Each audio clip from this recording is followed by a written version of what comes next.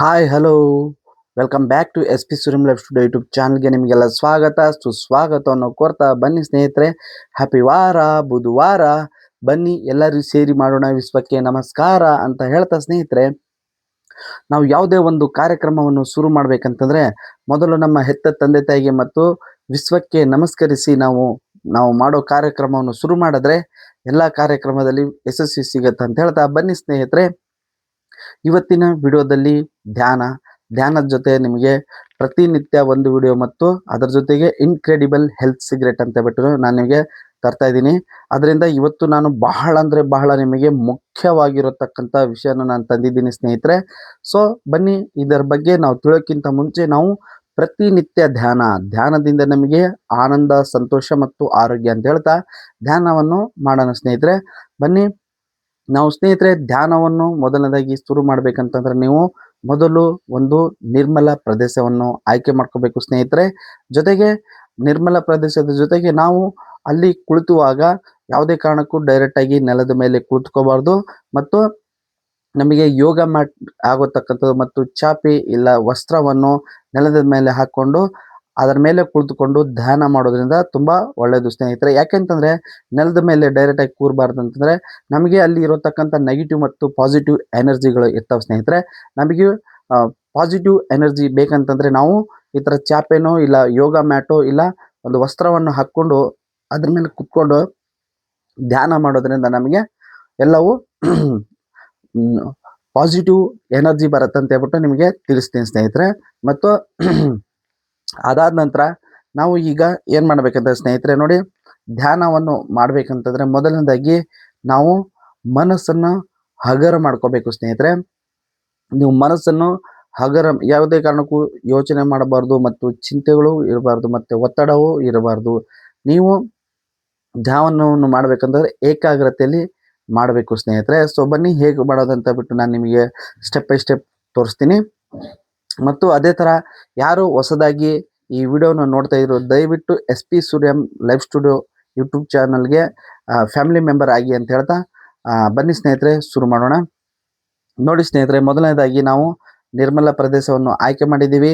ಅದಾದ ನಂತರ ನಾವು ಧ್ಯಾನ ಮ್ಯಾಟನ್ನು ಹಾಕ್ಕೊಂಡಿದ್ದೀವಿ ಮತ್ತು ಈಗ ನಾವು ಹಾಸನ ಅಂದರೆ ಸ್ನೇಹಿತರೆ ನಾವು ಕುಳಿತುಕೊಳ್ಳೋದು ದವತಿ ಮತ್ತು ಸುಖಾಸನ ಅಂತ ಹೇಳ್ಬಿಟ್ಟು ನಿಮಗೆ ಯಾವುದು ಅನುಕೂಲ ಆಗುತ್ತೆ, ನಿಮಗೆ ಯಾವುದು ಕಂಫರ್ಟ್ ಆಗುತ್ತೆ, ಸೊ ಆ ರೀತಿಯಲ್ಲಿ ನೀವು ಕುಳಿತುಕೋಬೇಕು ಸ್ನೇಹಿತರೆ. ಕುಳಿತುಕೊಂಡಿದ್ದ ನಂತರ ನಿಮಗೆ ಕಾಲು ನೋವು, ಮೊಣಕಾಲು ನೋವು ಏನಾದರೂ ನೋವಿದೆ ಅಂತಂದರೆ ನೀವು ಆರಾಮದಾಯಕವಾಗಿ ಚೇರ್ ಮೇಲೆ ಕುಳಿತುಕೊಂಡು ನೀವು ಧ್ಯಾನವನ್ನು ಮಾಡ್ಬೋದು ಸ್ನೇಹಿತರೆ. ಸೊಂಟವನ್ನು ನೇರವಾಗಿ ಮಾಡ್ಕೋಬೇಕು ಮತ್ತು ಸೊಂಟ ಏನಾದರೂ ಬಗ್ಗಕ್ಕಾಗಲ್ಲ ಅಂದರೆ ತಲೆದಿಂಬಿನ ಸಹಾಯದ ಮುಖಾಂತರ ನೀವು ಆದಷ್ಟು ಸೊಂಟವನ್ನು ನೇರವಾಗಿ ಮಾಡಿಕೊಂಡು ಧ್ಯಾನವನ್ನು ಮಾಡಬಹುದು ಸ್ನೇಹಿತರೆ. ಧ್ಯಾನ ಮಾಡಬೇಕಂತಂದ್ರೆ ನಿಮಗೆ ಯಾವುದೇ ಕಾರಣಕ್ಕೂ ಕೈ ಕಾಲು ಈ ಥರ ನೋವುಗಳು ಯಾವುದು ನಿಮಗೆ ಅಡ್ಡ ಬರಲ್ಲ. ಮುಖ್ಯವಾಗಿ ಬೇಕಾಗಿರೋದು ನಿಮ್ಮ ಗಮನ ಸ್ನೇಹಿತರೆ.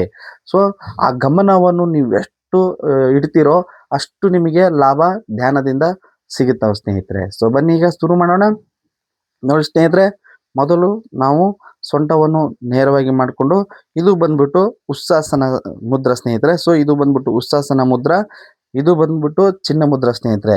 ನಿಮಗೆ ಯಾವ ಥರ ಕಂಫರ್ಟ್ ಆಗುತ್ತೋ ಆ ಥರದಲ್ಲಿ ಕುಳಿತುಕೊಳ್ಳಿ ಸ್ನೇಹಿತರೆ.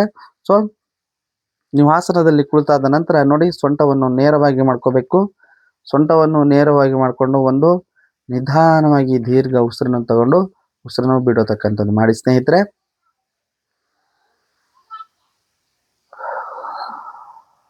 ಅದಾದ ನಂತರ ನಿಮಗೆ ಎಷ್ಟಾಗುತ್ತೋ, ಮೊದಲನೇದಾಗಿ ನೀವು ಶುರು ಮಾಡೋರು ಎಷ್ಟಾಗುತ್ತೋ ನಿಧಾನವಾಗಿ ಉಸಿರನ್ನು ತಗೊಂಡು ಓಂಕಾರವನ್ನು ಮಾಡೋದನ್ನು ಮಾಡಬೇಕು ಸ್ನೇಹಿತರೆ.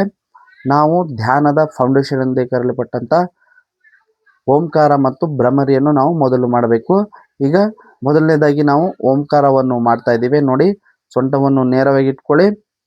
ನಿಮಗೆ ಎಷ್ಟಾಗತ್ತೋ ಅಷ್ಟು ನಿಧಾನವಾಗಿ ಉಸಿರನ್ನು ತಗೊಂಡು ನಿಧಾನವಾಗಿ ಓಂಕಾರವನ್ನು ಮಾಡತಕ್ಕಂಥದ್ದು ನೋಡಿ ಸ್ನೇಹಿತರೆ.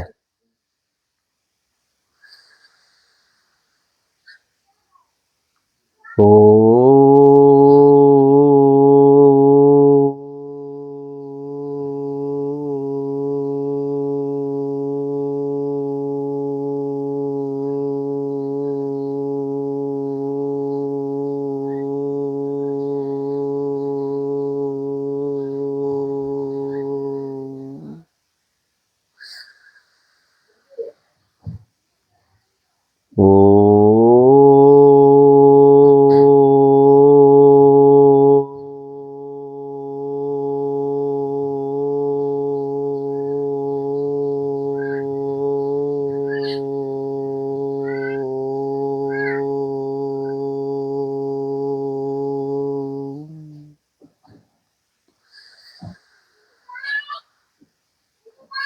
ಓ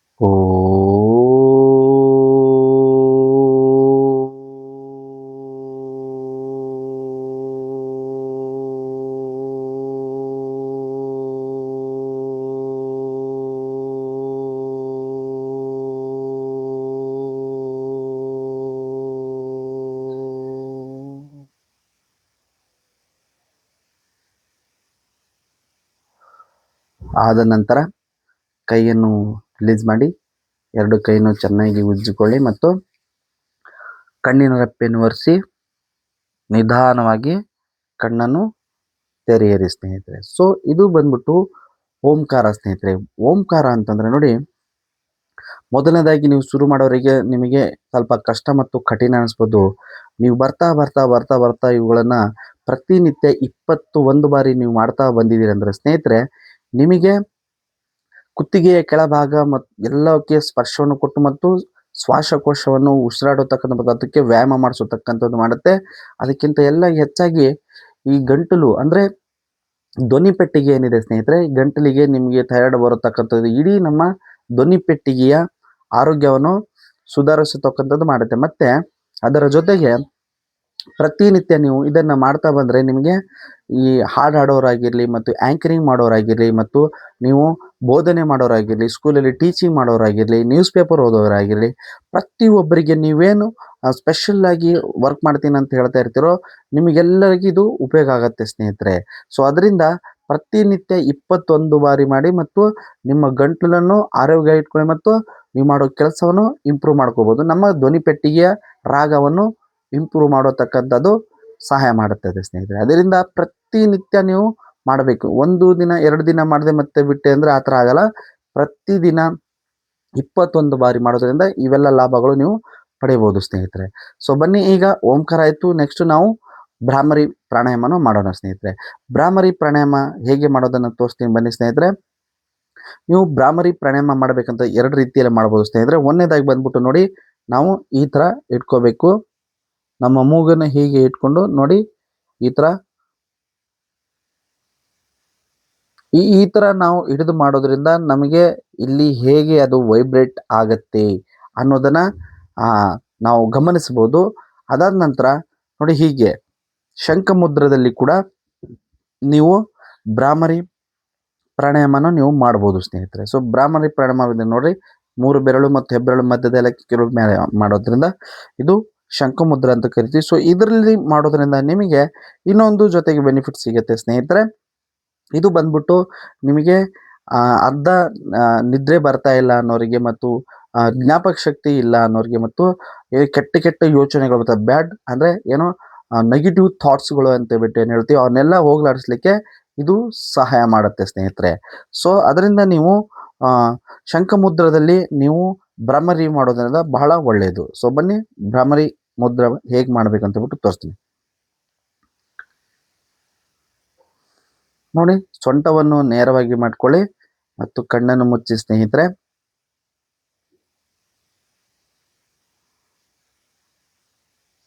ಎಷ್ಟಾಗತ್ತೋ ಅಷ್ಟು ನಿಧಾನವಾಗಿ ಉಸಿರು ತಗೊಂಡು ಭ್ರಾಮರಿಯನ್ನು ಮಾಡತಕ್ಕಂಥದ್ದು ಮಾಡೋದು. ಬನ್ನಿ.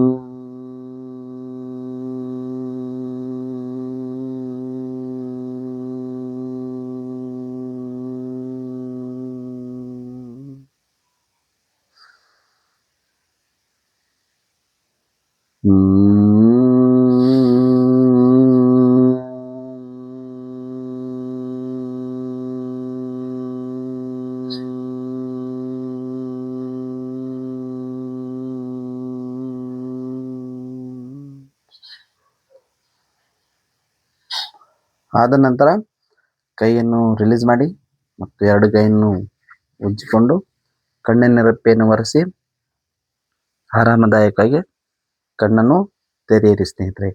ಇದು ಬಂದ್ಬಿಟ್ಟು ನಿಮಗೆ ಭ್ರಾಮರಿ ಪ್ರಾಣಾಯಾಮ. ಸ್ನೇಹಿತರೆ, ಭ್ರಾಮರಿ ಪ್ರಾಣಾಯಾಮ ಏನು ಮಾಡುತ್ತೆ ಅಂದರೆ ನೋಡಿ, ನೀವು ಹೊಸದಾಗಿ ಶುರು ಮಾಡೋರು ನೀವು ಗಮನಿಸ್ಬೋದು, ನಿಮ್ಮ ಉಸಿರಾಟ ನೀವು ಹೇಗೆ ತಗೊಳ್ತೀವಿ ಮತ್ತು ಆ ಉಸಿರಾಟನ ನಾವು ಖರ್ಚು ಮಾಡೋತಕ್ಕಂಥದ್ದು ಅಂದರೆ ನಾವು ತಗೊಂಡಿರೋ ಉಸಿರಾಟನ ಹೇಗೆ ನಿಧಾನವಾಗಿ ನಾವು ಬಿಡೋದನ್ನು ಮತ್ತು ಅದು ನಮಗೆ ಕಂಟ್ರೋಲಲ್ಲಿ ಇಡೋತಕ್ಕಂಥದ್ದು ಶಕ್ತಿಯನ್ನು ನಮಗೆ ಕೊಡುತ್ತೆ ಸ್ನೇಹಿತರೆ.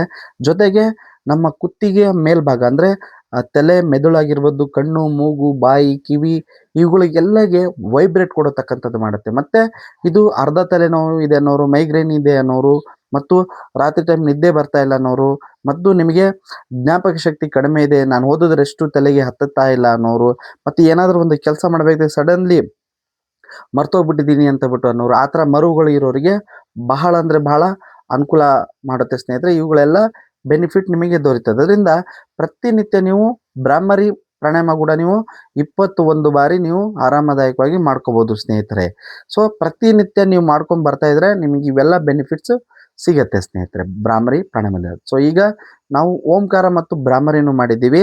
ಓಂಕಾರ ಮತ್ತು ಭ್ರಾಮರಿ ಮಾಡಿದ ನಂತರ ನಮಗೆ ನಮ್ಮ ದೇಹ ದಣಿದಿರುತ್ತೆ, ಅದಕ್ಕೆ ನಾವು ರಿಲ್ಯಾಕ್ಸನ್ನು ಮಾಡಬೇಕು ಸ್ನೇಹಿತರೆ. ದೇಹನ ರಿಲ್ಯಾಕ್ಸೇಷನ್ ಹೇಗೆ ಮಾಡಬೇಕು ಮತ್ತು ಧ್ಯಾನ ಎಂದರೆ ಏನು ಸ್ನೇಹಿತರೆ? ಧ್ಯಾನ ಅಂತಂದರೆ ನಮ್ಮ ದೇಹ ಮತ್ತು ಮನಸ್ಸನ್ನು ಒಂದುಗೂಡಿಸತಕ್ಕಂಥದ್ದು. ನೋಡಿ ಸ್ನೇಹಿತರೆ, ನಮ್ಮ ಮನಸ್ಸು ಹೇಗಿರುತ್ತಂದರೆ ಚಂಚಲವಾಗಿರುತ್ತೆ ಸ್ನೇಹಿತರೆ. ನೀವೆಷ್ಟೇ ಅದನ್ನು ಕಂಟ್ರೋಲ್ ಮಾಡ್ತೀನಿ ಅಂತಂದರೆ ಅದು ನಮ್ಮ ಹಿಡಿತಕ್ಕೆ ಸಿಗಲ್ಲ. ನಾವು ಏನೇ ಒಂದು ಯೋಚನೆ ಮಾಡ್ತಿದ್ರೆ ಮತ್ತೊಂದು ಯೋಚನೆಗಳು ಈ ಥರ ಏನಾದರೂ ಒಂದು ಯೋಚನೆಗಳು ಮಾಡ್ತಾನೆ ಇರುತ್ತೆ ಸ್ನೇಹಿತರೆ. ಆ ಯೋಚನೆಗಳಿಗೆ ಸ್ಟಾಪ್ ಅನ್ನೋದೇ ಇರಲ್ಲ. ಸೊ ಆ ಯೋಚನೆಗಳನ್ನು ಮಾಡಬೇಕು ಮತ್ತು ನಮ್ಮ ಮನಸ್ಸನ್ನು ಕಂಟ್ರೋಲ್ ಆಗಿ ಹಿಡ್ಕೋಬೇಕು ಅಂತಂದರೆ ನೀವು ಪ್ರತಿನಿತ್ಯ 15ರಿಂದ 30 ನಿಮಿಷ ಧ್ಯಾನವನ್ನು ಮಾಡಬೇಕು ಸ್ನೇಹಿತರೆ. ಯಾವಾಗ ನಾವು ನಮ್ಮ ಮನಸ್ಸು ಮತ್ತು ದೇಹವನ್ನು ಒಂದುಗೂಡಿಸತಕ್ಕಂಥದ್ದು ಅಭ್ಯಾಸನ ನಾವು ಮಾಡ್ತೀವಿ, ಆವಾಗ ನಮ್ಮ ಕಾನ್ಸಂಟ್ರೇಷನ್ ಮತ್ತು ಏಕಾಗ್ರತೆ, ಆತ್ಮವಿಶ್ವಾಸ, ಆತ್ಮಸ್ಥೈರ್ಯ ಮತ್ತು ಇಡೀ ನಮ್ಮ ಲೈಫಿಗೆ ಡಿಸಿಪ್ಲಿನ್ ಅನ್ನೋದು ಕಲಿಸ್ಕೊಡತಕ್ಕಂಥದ್ದು ಧ್ಯಾನ ಮಾಡುತ್ತೆ ಸ್ನೇಹಿತರೆ. ಅದರಿಂದ ಪ್ರತಿನಿತ್ಯ ನೀವು 15ರಿಂದ 30 ನಿಮಿಷ ನೀವು ಧ್ಯಾನ ಮಾಡೋದ್ರಿಂದ ನಿಮಗೆಲ್ಲ ಬೆನಿಫಿಟ್ಸ್ ಸಿಗುತ್ತೆ ಸ್ನೇಹಿತರೆ. ಬನ್ನಿ, ಮತ್ತು ಎಲ್ಲಕ್ಕಿಂತ ಹೆಚ್ಚಾಗಿ ನೀವು ಕೆಲಸ ಅಂದರೆ ವರ್ಕ್ ಅಂತ ಹೇಳ್ಬಿಟ್ಟು ನಿಮಗೆ ಜಾಸ್ತಿ ಒತ್ತಡ ಇರತಕ್ಕಂಥದ್ದು.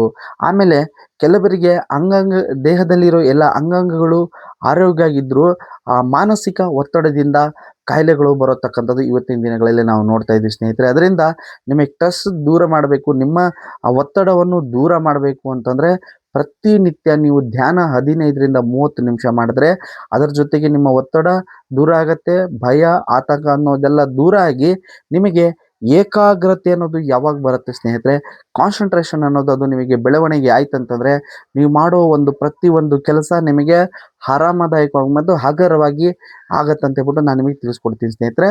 ಸೊ ಬನ್ನಿ, ಅದರಿಂದ ನಾವೀಗ ಧ್ಯಾನವನ್ನು ಮಾಡೋಣ ಮತ್ತು ಹೇಗೆ ಧ್ಯಾನ ಮಾಡೋದನ್ನು ನಿಮ್ಗೆ ತಿಳಿಸ್ಕೊಡ್ತಾ ಇದ್ದೀನಿ.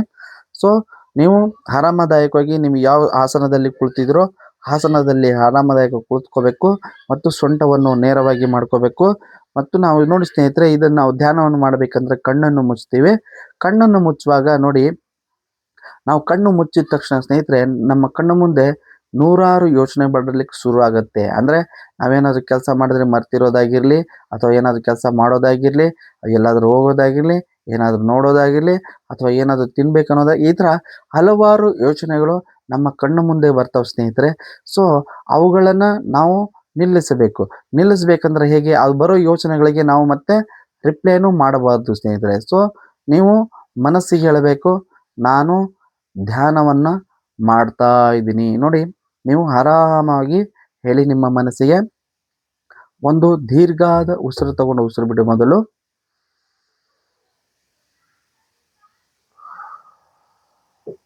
ಈಗ ಮನಸ್ಸಿಗೆ ಹೇಳಿ ಸ್ನೇಹಿತರೆ, ನಾನು ಧ್ಯಾನವನ್ನು ಮಾಡ್ತಾ ಇದ್ದೇನೆ. ನನ್ನ ದೇಹದಲ್ಲಿ ಇರುವ ಎಲ್ಲ ಅಂಗಾಂಗಗಳಿಗೆ ಶಾಂತಿಗೊಳಿಸ್ತಾ ಇದ್ದೇನೆ, ರಿಲ್ಯಾಕ್ಸ್ ಅನ್ನು ಪಡಿತಾ ಇದ್ದೇನೆ. ಮತ್ತು ನಾನು ಧ್ಯಾನವನ್ನು ಮಾಡುವುದರಿಂದ ನನಗೆ ಏಕಾಗ್ರತೆ, ಆತ್ಮಸ್ಥೈರ್ಯ, ಆತ್ಮವಿಶ್ವಾಸ ನನಗೆ ದೊರೆಯುತ್ತದೆ ಅಂತಬಿಟ್ಟು ನಮ್ಮ ಮನಸ್ಸಿಗೆ ಹೇಳಿ ಸ್ನೇಹಿತರೆ. ಮೊದಲನೇದಾಗಿ ನಾವು ನಮ್ಮ ದೇಹದಲ್ಲಿರೋ ಎಲ್ಲ ಭಾಗಗಳನ್ನು ಒಮ್ಮೆ ಗುರುತಿಸಬಾರ್ದು ಸ್ನೇಹಿತರೆ. ಅಂದರೆ ಅದು ಹೇಗೆ ಅಂದರೆ ನೋಡಿ, ಅಡಿಯಿಂದ ಮುಡಿವರೆಗೆ, ತಲೆಯಿಂದ ಕಾಲಿನ ಪಾದವರೆಗೆ ನಮ್ಮ ದೇಹದಲ್ಲಿರುವ ಅಂಗಾಂಗಗಳು ಅಂದರೆ ನಮ್ಮ ತಲೆ ಕೂದಲು, ಹಣೆ, ಕಣ್ಣು, ಕಣ್ಣುರೆಪ್ಪೆ, ಮೂಗು, ನಾಲಿಗೆ, ಹಲ್ಲು, ಈ ಥರ ಎಲ್ಲ ಭಾಗಗಳನ್ನು ನಾವು ನಿಧಾನವಾಗಿ ಒಂದೊಂದಾಗಿ ನಾವು ಅವುಗಳನ್ನು ಗುರುತಿಸ್ಕೊಂಡು ಬರಬೇಕು ಸ್ನೇಹಿತರೆ. ಯಾವುದೇ ಕಾರಣಕ್ಕೂ ಕಣ್ಣನ್ನು ತೆರೆಯಬೇಡಿ, ಆರಾಮದಾಯಕವಾಗಿ ಕೂತುಕೊಳ್ಳಿ.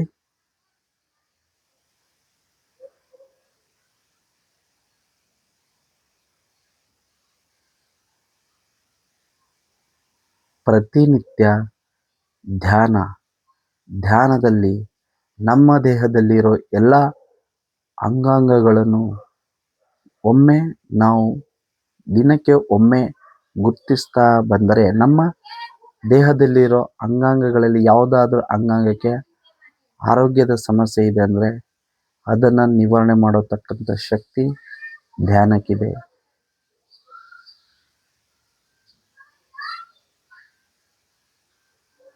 ನಿಧಾನವಾಗಿ ಒಂದೊಂದಾಗಿ ನಮ್ಮ ದೇಹದಲ್ಲಿರೋ ಭಾಗಗಳನ್ನು ಗುರುತಿಸ್ಕೊಂಡು ಬನ್ನಿ. ಮತ್ತೆ ಸ್ನೇಹಿತರೆ ನೋಡಿ, ನಾವು ನಮ್ಮ ದೇಹದಲ್ಲಿರೋ ಎಲ್ಲ ಗುರುತಿಸಿದ ನಂತರ ನಮ್ಮ ಸೊಂಟ ಕೆಳಗಡೆ ಬಗ್ಗಿರುತ್ತೆ. ಸೊಂಟವನ್ನು ನೇರವಾಗಿ ಮಾಡ್ಕೊಳ್ಳಿ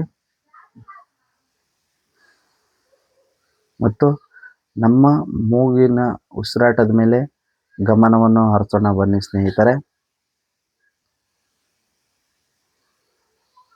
ನಮ್ಮ ಮೂಗು ಈಗ ನಿಧಾನವಾಗಿ ಉಸಿರಾಡ್ತಾ ಇದೆ. ಜೊತೆಗೆ ಸ್ನೇಹಿತರೆ, ನಿಮ್ಮ ದೇಹದಲ್ಲಿರುವ ಅಂಗಾಂಗಗಳಲ್ಲಿ ಯಾವ ಅಂಗಾಂಗಕ್ಕೆ ಆರೋಗ್ಯದ ಸಮಸ್ಯೆ ಇದೆಯೋ ಅದನ್ನು ನೆನಪಲ್ಲಿಟ್ಟುಕೊಳ್ಳಿ ಮತ್ತು ನಿಮ್ಮ ಉಸಿರಾಟದ ಮೇಲೆ ಗಮನವನ್ನು ಇರಿಸಿ ಸ್ನೇಹಿತರೆ.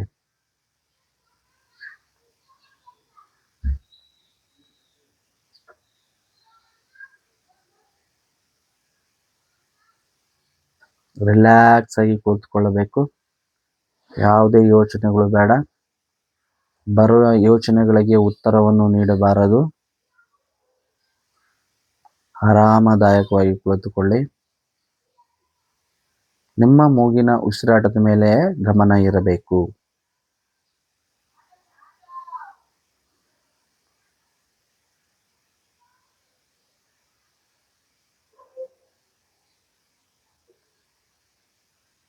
ನೀವು ಈಗ 10 ನಿಮಿಷ ಮಾಡ್ತಾ ಇದ್ದೀರೋ, 20 ನಿಮಿಷ ಮಾಡ್ತಾ ಇದ್ದೀರೋ, ಅರ್ಧ ತಾಸು ಮಾಡ್ತಾ ಇದ್ದೀರೋ, ಸಮಯ ಮುಗಿದಾದ ನಂತರ ಕೈಯನ್ನು ರಿಲೀಸ್ ಮಾಡಿ ಮತ್ತು 2 ಕೈಯನ್ನು ಉಜ್ಜಿಕೊಂಡು ಕಣ್ಣಿನ ರೆಪ್ಪೆಯನ್ನು ಒರೆಸಿ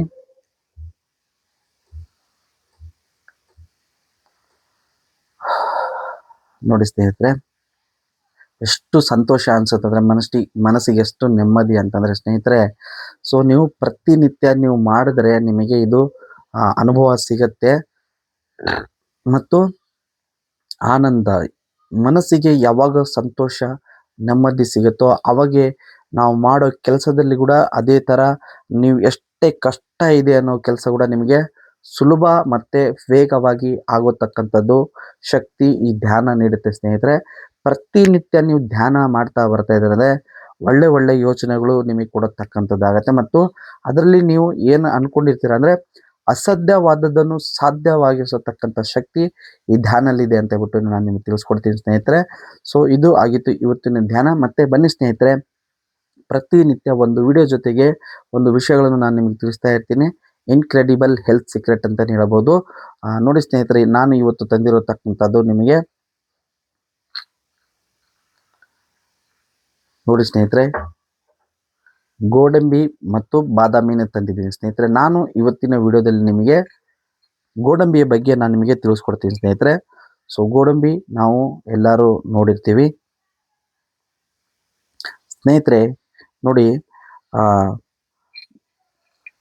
ನೀವು ಇದನ್ನು ಪ್ರತಿನಿತ್ಯ ಕೆಲವೊಬ್ಬರು ಬಳಸ್ತಾ ಇರ್ತೀರ ಮತ್ತು ಕೆಲವೊಬ್ಬರು ಬಳಸ್ತಾ ಇರಲ್ಲ, ಮತ್ತು ಕೆಲವರು ಇದರ ಬಗ್ಗೆ ಮಾಹಿತಿ ಇರುತ್ತೆ ಮತ್ತು ಕೆಲವರು ಮಾಹಿತಿ ಇದರಲ್ಲಿ ಇರಲ್ಲ. SP student life Studio YouTube ಚಾನಲ್ನ ಕಾನ್ಸೆಪ್ಟ್ ಏನಪ್ಪ ಅಂತಂದರೆ ಧ್ಯಾನದ ಜೊತೆ ನೀವು ಆರೋಗ್ಯದ ಬಗ್ಗೆ ಮತ್ತು ನೀವು ತಗೊಳ್ಳೋ ಆಹಾರದ ಬಗ್ಗೆ ನಿಮಗೆ ಅರಿವು ಮೂಡಿಸ್ಬೇಕು ಅನ್ನೋದು ಕಾನ್ಸೆಪ್ಟ್ ಸ್ನೇಹಿತರೆ. ಯಾಕಂತಂದರೆ ನೋಡಿ, ನೀವು ಕೆಲವೊಬ್ಬರಿಗೆ ಇದರ ಬಗ್ಗೆ ಮಾಹಿತಿ ಇರುತ್ತೆ, ಇದನ್ನು ತಿಂತಾ ಇರ್ತಾರೆ, ಮತ್ತು ಯಾವ ನಮ್ಮ ದೇಹದಲ್ಲಿರೋ ಅಂಗಾಂಗಗಳಿಗೆ ಇದು ಕೆಲಸವನ್ನು ಮಾಡುತ್ತೆ ಅನ್ನೋದ್ರ ಬಗ್ಗೆ ನಿಮಗೆ ಭಾಳಷ್ಟು ಜನಕ್ಕೆ ಇದರ ಬಗ್ಗೆ ತಿಳಿದಿರಲ್ಲ ಸ್ನೇಹಿತರೆ. ಸೊ ದಯವಿಟ್ಟು ನೋಡಿ, ಇವತ್ತಿನ ವಿಡಿಯೋ ನಿಮಗಿದು ಬಹಳ ಅಂದರೆ ಬಹಳ ಅನುಕೂಲ ಮಾಡಿಕೊಡತ್ತಂತಲೇ ನಾನು ನಿಮಗೆ ಹೇಳ್ತೀನಿ ಮತ್ತು ಇದು ಹೊಸ ನಿಮಗೆ ಸೀಕ್ರೆಟ್ ಅಂತಲೇ ನಾನು ನಿಮಗೆ ತಿಳಿಸ್ಕೊಡ್ತೀನಿ ಸ್ನೇಹಿತರೆ. ಸೊ ಬನ್ನಿ, ಈ ಗೋಡಂಬಿಯಲ್ಲಿ ಇರತಕ್ಕಂಥ ವಿಟಮಿನ್ಸ್ ಬಗ್ಗೆ ನಾವು ಮೊದಲದಾಗಿ ನಿಮಗೆ ತಿಳಿಸ್ಬೇಕಂದ್ರೆ ಸ್ನೇಹಿತರೆ, ವಿಟಮಿನ್ಸ್ B ಮತ್ತು ವಿಟಮಿನ್ C ಮತ್ತು ವಿಟಮಿನ್ಸ್ E ಇರುತ್ತೆ. ಮತ್ತು ಇದರಲ್ಲಿ ಇರೋ ಖನಿಜಾಂಶಗಳು ನಾವು ನಿಮಗೆ ತಿಳಿಸ್ಬೇಕಂತಂದ್ರೆ ಸ್ನೇಹಿತರೆ, ಐರನ್, ಫೈಬರ್, ಕ್ಯಾಲ್ಸಿಯಂ, ಪೊಟ್ಯಾಷಿಯಂ ಮತ್ತು ಮ್ಯಾಗ್ನೀಷಿಯಂ ಅಂತಾರೆ ಎಲ್ಲವೂ ಖನಿಜಗಳು ಇದರಲ್ಲಿ ತುಂಬ ಅಂದರೆ ತುಂಬ ಖನಿಜಗಳು ತುಂಬಿದ್ದಾವೆ ಸ್ನೇಹಿತರೆ.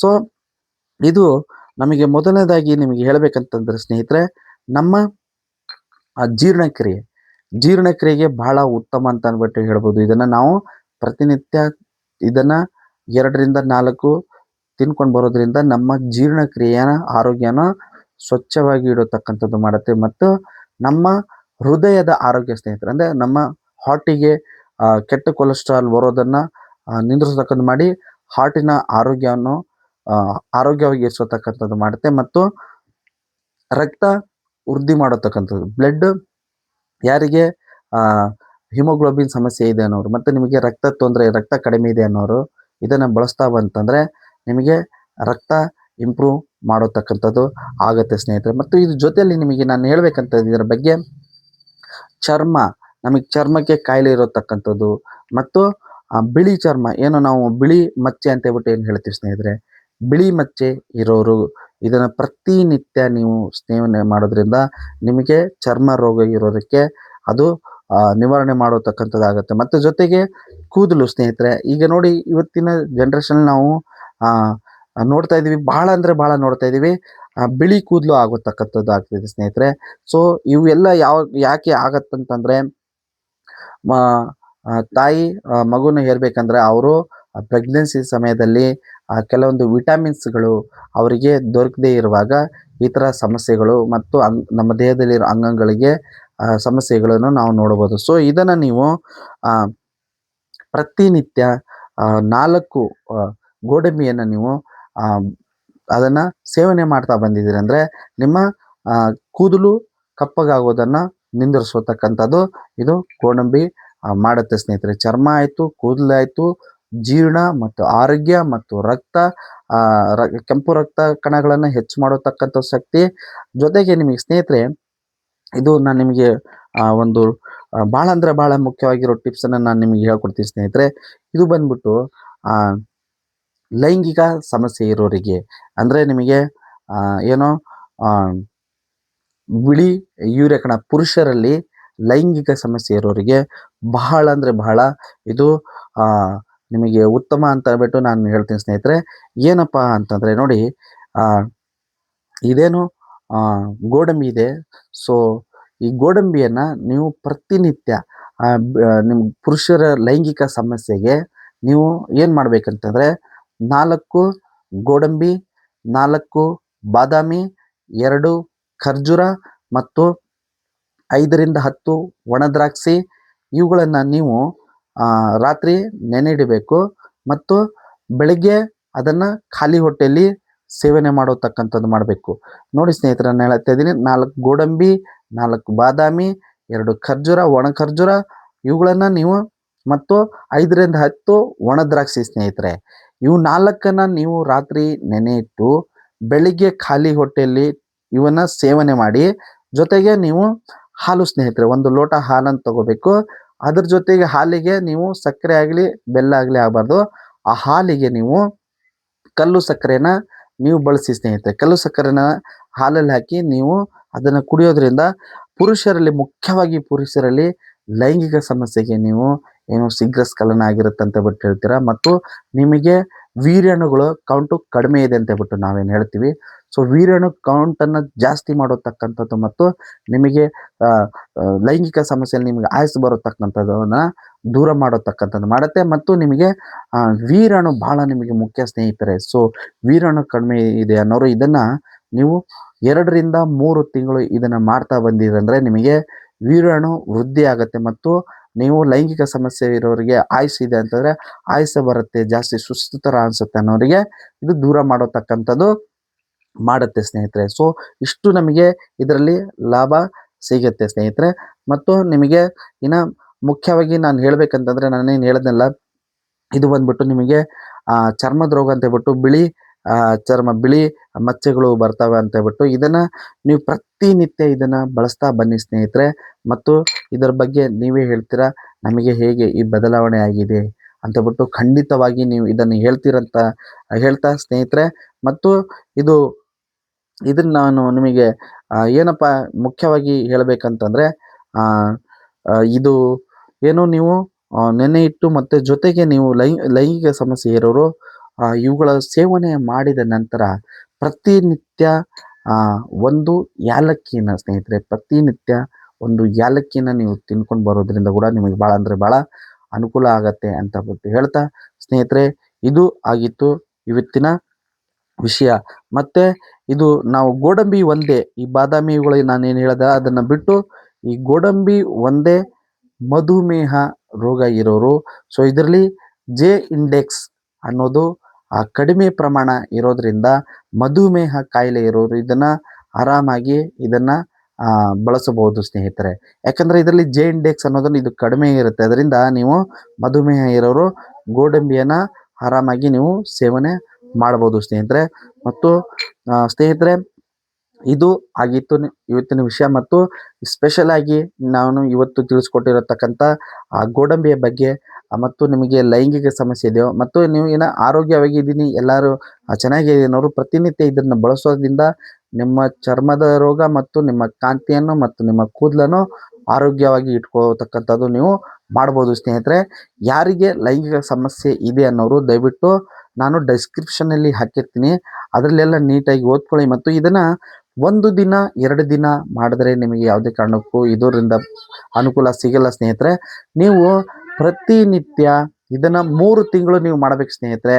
ನೋಡಿ, ನೀವು ನಿಮಗೆ ಸ್ಟ್ರೆಸ್ ಆಗಲಿ ಅಂದರೆ ನಿಮಗೆ ಜಾಸ್ತಿ ಒತ್ತಡದಿಂದ ಇರೋದಾಗಲಿ ಮತ್ತು ನೀವು ಮಾಡೋ ಕೆಲಸಗಳಿಂದ ಇರೋದಾಗಲಿ, ಈ ಥರ ನೀವು ಇವುಗಳು ಮಾಡೋದ್ರಿಂದ ನಿಮಗೆ ಏನು ಲೈಂಗಿಕ ಸಂಬಂಧನ ನಮಗೆ ಸ್ಪೆಷಲಾಗಿ ಪುರುಷರ ಲೈಂಗಿಕ ಸಮಸ್ಯೆಗೆ ಇದು ಯೂರಿಯಾ ಕಣಗಳು ಕಡಿಮೆ ಆಗ್ತಾ ಹೋಗ್ತವೆ. ಸೊ ಅದರಿಂದ ನೀವು ಅದನ್ನು ಹೀಗೆ ಬಿಟ್ಟಿದ್ದರಿಂದ ಮುಂದಿನ ದಿನಗಳಲ್ಲಿ ಇನ್ನೂ ಜಾಸ್ತಿ ಸಮಸ್ಯೆ ಆಗುತ್ತೆ. ಸೊ ನೀವು ಆದಷ್ಟು ಬೇಗ ಇವುಗಳನ್ನು ನೀವು ಆರಾಮಾಗಿ ಮನೆಯಲ್ಲೇ ಮಾಡ್ಕೋಬೋದು. ಇದಕ್ಕೆ ಯಾವುದೇ ಸೈಡ್ ಎಫೆಕ್ಟ್ಗಳು ಇಲ್ಲ. ನೀವು ಪ್ರತಿನಿತ್ಯ ಬಳಸತಕ್ಕಂಥದ್ದು ಮತ್ತು ಆಹಾರವಾಗಿ ಬಳಸತಕ್ಕಂಥದ್ದು. ಇದನ್ನು ಪ್ರತಿನಿತ್ಯ ನೀವು ಇದನ್ನು ಮಾಡ್ತಾ ಬಂದಿದ್ದೀರಿ ಅಂತಂದರೆ ನಿಮಗೆ ಖಂಡಿತವಾಗಿ ರಿಸಲ್ಟ್ ಸಿಗುತ್ತೆ. ನೀವು ಪ್ರಾಕ್ಟಿಕಲಾಗಿ ನೀವೇ ನೋಡ್ಬೋದು. ಸೊ ಅಂತ ಹೇಳ್ತಾ ಸ್ನೇಹಿತರೆ, ಇದು ಆಗಿತ್ತು ಇವತ್ತಿನ ವಿಡಿಯೋ. ಇದೇ ಥರ ಹೊಸ ಹೊಸ ವಿಷಯಗಳು ನಿಮಗೋಸ್ಕರ ತರ್ತಾ ಇದ್ದೀನಿ. ಏಕ್ ಭಾರತ್ ಸ್ವಚ್ಛ ಭಾರತ್ ಹೆಲ್ದಿ ಭಾರತ್ ಆಗಬೇಕಂತಂದರೆ ದಯವಿಟ್ಟು SP student life today YouTube ಚಾನಲ್ಗೆ ಸಬ್ಸ್ಕ್ರೈಬ್ ಆಗಿ ಮತ್ತು ಫ್ಯಾಮಿಲಿ ಮೆಂಬರ್ ಆಗಿ ಅಂತ ಹೇಳ್ತಾ, ಎಲ್ಲರೂ ಧ್ಯಾನ ಮಾಡಿ ಆರೋಗ್ಯವಾಗಿರಿ ಅಂತ ಹೇಳ್ತಾ ನಮಸ್ಕಾರಗಳು.